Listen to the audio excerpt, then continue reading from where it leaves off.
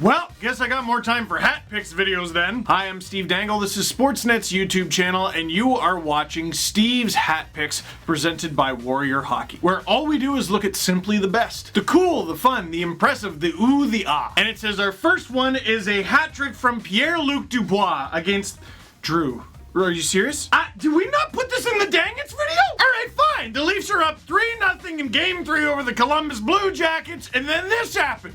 Stripped to the puck, and Alexander Texier takes off. Moves the puck ahead. Dubois in. Backhander scores! A hat-trick goal and a game winner for Pierre-Luc Dubois. And Columbus has completed a stunning comeback to beat the Leafs. That's great, producer Drew, because that's a dang it, but it's also a hat pick, apparently. Why don't we show a hat pick that I want to see? An actual hat pick. One of the most impressive and unlikely things in NHL history. Because of that loss in Game 3, now it's Game 4. The Toronto Maple Leafs need a comeback, and specifically, they need 3 goals in about 4 minutes to keep their season alive. Kinda got their belief going. Finally, they get one across the line, and there's some hope for Toronto with 3:55 left in the third period. And William Nylander, they get one. In on Jones. Hard centering pass. Tavares shoots, he scores! Oh, snipe from John Tavares, they get 2. That's a nice one. And in that moment, all of Leafs Nation is Hawkeye. Don't give me hope. Matthews is open. He takes the pass. Over to Hyman. He shoots. He scores! Zach Hyman shoots and scores, and I guess we have some hope. Riley holds the puck in. Centering pass. Tavares right in front. Picks off. Score! Power play. Austin Matthews bangs it in. I guess we're getting Game 5. Hi, I'm Steve Dangle. This is Sportsnet's YouTube channel, and you are watching Steve's Hat Picks presented by Warrior Hockey, where all we do is look at simply the best. And in Game 5, we're saving that one for Dang It's True. I get it. I see. Okay, thank you. Even though the Leaf season is over, and I am slightly salty about it, you do have to appreciate what they did in Game 4.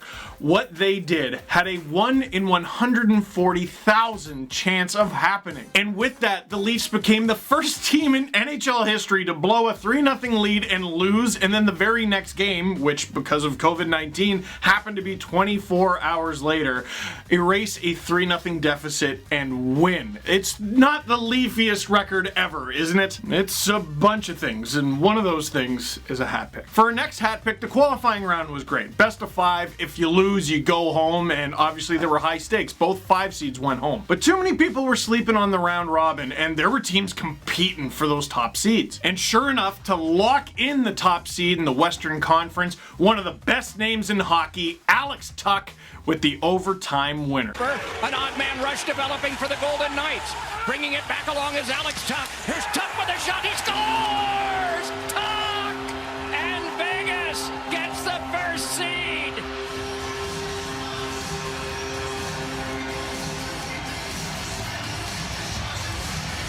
That's a beauty from Alex Tuch to take the #1 seed away from the Avs, wouldn't you say there, producer Drew? Where's your buzzer beater there, bud? But like I said, too many people slept on the round robin, forgetting that those were the best teams, and now the stakes for them just got higher. And if that's what they're capable of in a round robin game, imagine what they'll do now that the Stanley Cup playoffs have begun. Alex Tuch, that's a hat pick. And I want to stick with the theme of OT winners for a bit because there were some really good ones. How about the Vancouver Canucks punching their ticket to the Stanley Cup playoffs against the Minnesota Wild just 11 seconds into overtime?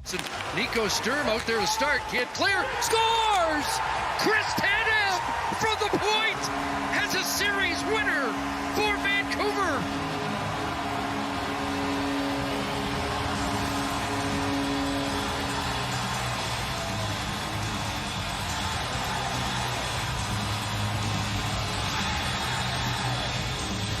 What can you say?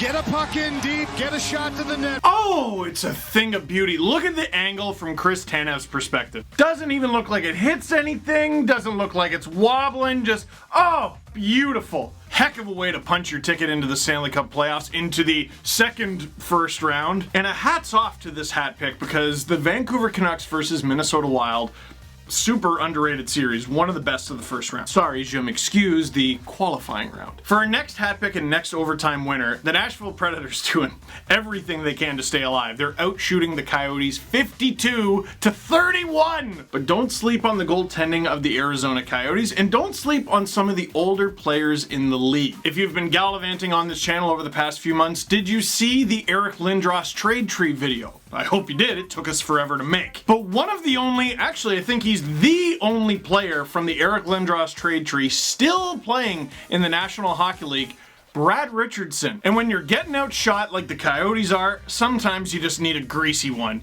And here it is. Richardson out of the corner for Henny Stroza. Vinny's got it to the line. Demers. Vinny curling to the front. Stop. Rebound. They score. They score. Brad Richardson. Series is over. And the Coyotes march on.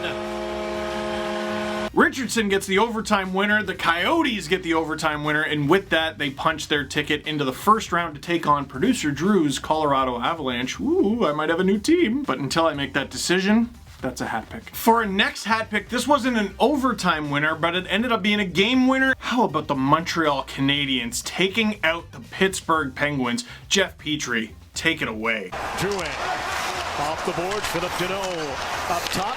Sherratt to Petrie, shoots, he scores! From the goal line, Jeff Petrie with a seeing eye shot that gives the Montreal Canadiens a 4-3 lead. What a goal, and what a goal scorer's goal. I mean, Petrie shows great patience in the first point, looking, I think, to get a deflection or anything, as the front of the net is a little bit busy. He's got Byron right there battling, looks it off, and then how about this, right over the shoulder. And that's not a fluke. Watch his eyes.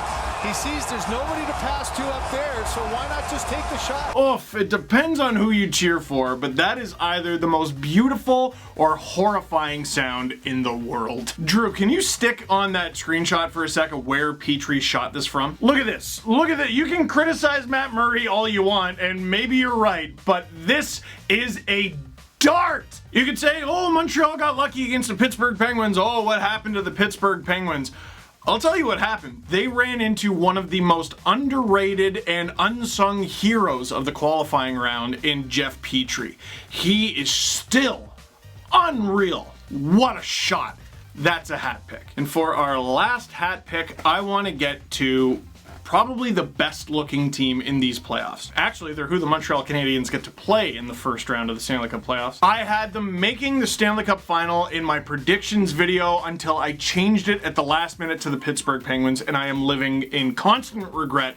The Philadelphia Flyers look like a wagon. Here's Kevin Hayes of the Philadelphia Flyers absolutely playing with his food. So far in the qualifiers and in the round robin, calling things pretty tightly. A lot of coaches have taken notice. Here's Hayes. Getting himself some space. It's 4-on-4. Hayes, the pass down low, and Sanheim scores! Travis Sanheim, a beauty off the feed from Hayes, and the Flyers take a 2-0 lead. Oh, man. Kevin Hayes put on a stick handling clinic. I thought 3 times he was going to lose the puck. This is one of them. No, use his body to protect it. Stumble a little bit, then whoop, going the other way. Beautiful backhand move. And then Travis Sanheim said, boy, when he's doing his magic, there's got to be an opening. Who is beating that? Kevin Hayes starts this playoff by just completely putting the Washington Capitals in the spin cycle. Then he finds some space because they're like, we don't want to be dealing with this nonsense. With that space, he sends a perfect pass over to Travis Sanheim, who puts a slick move on Braden Holtby, buries it. Man, if the Flyers aren't your Cup favorite, I would like to know why. I mean, listen, Cup favorite doesn't mean anything. The Tampa Bay Lightning, I thought, were the Cup favorite heading into last year. But wow, did they look good, and wow, did this play look good. That is a hat pick. Huge. Oh. So, that has been this week's edition of Steve's Hat Picks, brought to you by Warrior Hockey. What did you think? Did we get all the plays right? Leave a comment in the comment box down below. But for now, that is it for this one. Thank you very much for watching. Click like if you liked this video. Click subscribe if you really liked it. Tell all your friends. I don't know, my basement's cold. I like keeping my hands toasty. Alright, I thought we were done. I was mistaken. I'm back, freshly showered and wearing a new shirt because the other one's in the laundry. Because the Tampa Bay Lightning and the Columbus Blue Jackets decided to play an 8-period, 6-hour hockey game. But a couple hat picks in there. First of all, a hat pick to every single person involved. The broadcast team, the coaches, every single player. That's monumental. You're in one of the top 5 longest games in NHL history. It's ridiculous. I do want to give a few specific hat picks. One to Braden Point for scoring the game-winning goal and then trying to jump. Look at this, look at it. Hooray. One thing I've loved about these playoffs is the players' instincts to still, after they score a goal, skate towards the glass. There's no one there, there's no fans, but maybe they just want to stare at their happy reflection. A second specific shout out, Seth Jones, who was a big minute workhorse in the qualifying round against the Toronto Maple Leafs, 65 minutes in this game alone. I feel bad for Zach Werenski, who doesn't even get brought up, and he played 61. The guy's already playing with like a taped wrist. Imagine playing over an hour in a single hockey game and you're like a footnote. Seth Jones! Seth Jones! Oh, Zach Werenski. But this is wild to me. Seth Jones played over 65 minutes in this 8-period game, right? Here's a list of the New York Rangers who played more minutes total in the qualifying round. Mika Zibanejad, Jacob Trouba. That's the end of the list. Seth Jones played a few more seconds than Artemi Panarin did. Total, Adam Fox and Ryan Lindgren were the only other Rangers to top 60 minutes. And that is in 3 games total. Seth Jones did it in 1 afternoon/evening. That game started at 3 in the afternoon. And of course, record-setting, even in a loss, Joonas Korpisalo. A record-setting 85-save performance. By the way, Kelly Rudy on the broadcast was the previous record holder. 85 saves in one night. Can I put that into perspective for you? I wanted it to keep going because he was only 3 saves shy of Mikko Koskinen. Joonas Korpisalo's save total from Game 1 alone would be tied for 15th in these playoffs. Actually, technically 14th because number 1 right now is him! So shout out to everybody who had some sort of involvement in Game 1. Maybe not the officiating, especially Seth Jones, Joonas Korpisalo, and Braden Point for allowing us all to go to bed. That's a hat pick. That is a... wow. I just realized I forgot to put my gloves on.